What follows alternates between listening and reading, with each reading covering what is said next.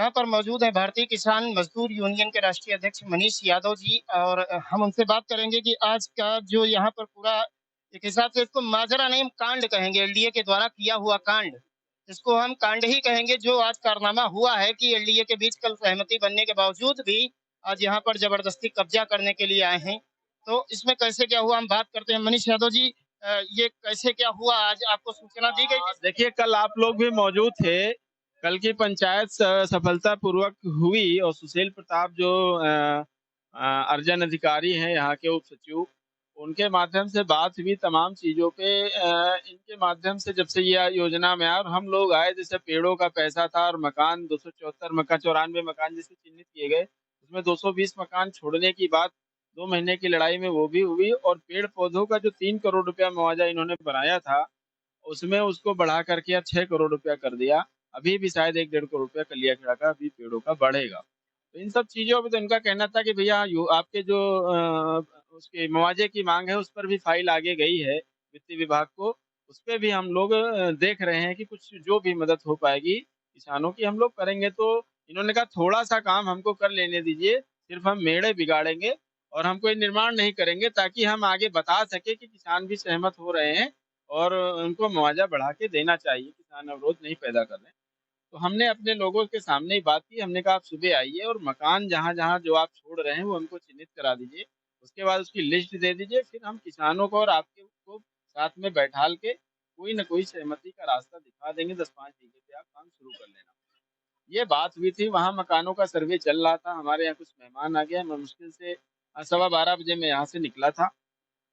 मैंने कहा मैं 1 घंटे में वापस आ रहा हूँ। बस वहाँ सर्वे खत्म हुआ, लोग वहाँ गए और ये लोग मेरा इंतजार भी नहीं किए, किसी से पूछे नहीं, कुछ नहीं। सब गेहूँ, मटर, चना, सरसों, बैंगन सब एक तरफ से सारी जीसीबी, पूरा पुलिस फोर्स, पीएससी सब लगा के उसको जुतवाने लगे।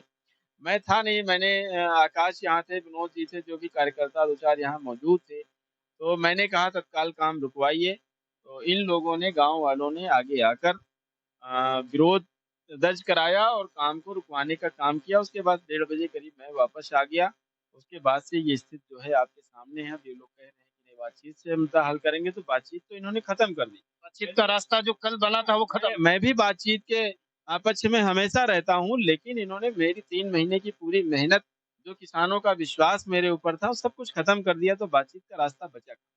आज के माहौल में ये देखने को मिल रहा है कि एलडीए ने महिलाओं के साथ भी बर्बरता किया, ऐसा सुनने। हमारी एक माता जी उधर देखिए लेटी, उनकी वाइट ले लीजिए, उनको काफी गंभीर चोटें आई हैं। वो दिल की मरीज हैं और बेहोश। हाँ, वो वहाँ पड़ी हैं। और इसमें एक अर्जन अधिकारी जो है, एसडीएम रैंक का अधिकारी है, क्या नाम उसका, शशि भूषण पाठक।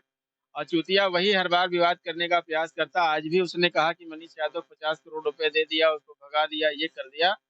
तो ये सब चीजें हुई। उसके बाद किसान भी उग्र हुए और इन लोगों को खदेड़ने का काम किया। अब हमारी तो मंशा यही है कि इस स्थिति में जब आपने सब कुछ अपने तरीके से करने का प्रयास किया, हम काम नहीं करने देंगे। या तो हमारी मांग है, या तो हम लोगों को सामूहिक रूप से अपनी गाड़ियों में भर के इको गार्डन जेल भेजो, और या फिर हमारे पर लाठी चलाओ। उसके बाद ये जो पाठक जी आप पर 50 करोड़ का आरोप लगा रहे हैं, गांव वालों से कहा है, तो ये पाठक जी दूध के धुले हुए हैं क्या? नहीं, ये खुद कम से कम इसकी 100 करोड़ की बेनामी संपत्ति है। मैंने 100 एलडीए के अधिकारियों का डेटा इकट्ठा कर रहा हूँ। लगभग 750 पन्नों की रिपोर्ट बन चुकी है, जिसमें ये भी है 60-70 करोड़ का मालिक ये खुद है। यहाँ से इसके गाँव के, क्या इसके बच्चे हैं, क्या बहन है, सब मैंने इसका पूरा छिजरा निकाल लिया। बहुत जल्दी इनको सबको नंगा करूंगे, मुंह दिखाने लायक नहीं बचेंगे।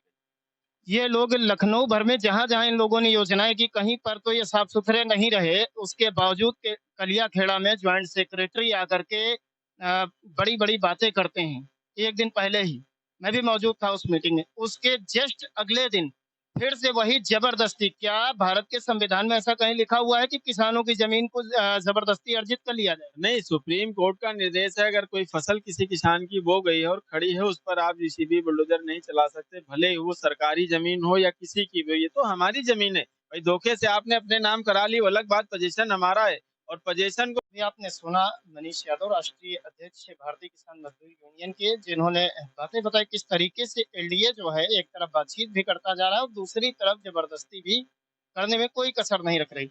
एक हिसाब से ये कहना बड़ी बात नहीं होगी कि एलडीए किसानों और किसान नेताओं के साथ में हाइड एंड सीक का गेम खेल रही है। एलडीए अब गेम खेलने लगी है, क्योंकि एक तरफ कहती है कि सिर्फ जो है हमें एक चिन्हित करण करवा दीजिए और दूसरी तरफ ले करके बुलडोजर भारी संख्या में और भारी पुलिस बल के साथ में यहाँ पर जबरदस्ती खेतों की फसल को नष्ट करना शुरू कर देती है।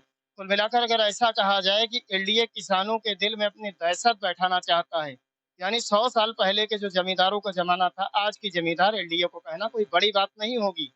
क्योंकि एनडीए ऐसे कर्म कर रहा है जिस तरह जमींदार लोग टार्चर करते थे, किसानों को बिल्कुल टार्चर करके अपना आधिपत्य जमाने की कोशिश कर रहा है। एनडीए क्या बातचीत और एक्शन दोनों चीजें साथ-साथ संभव हैं, ये बहुत सोचने वाली बात बात है। कैमरामैन राजन के साथ मैं शशांक मिश्रा, सच की आवाज़, वेब न्यूज़।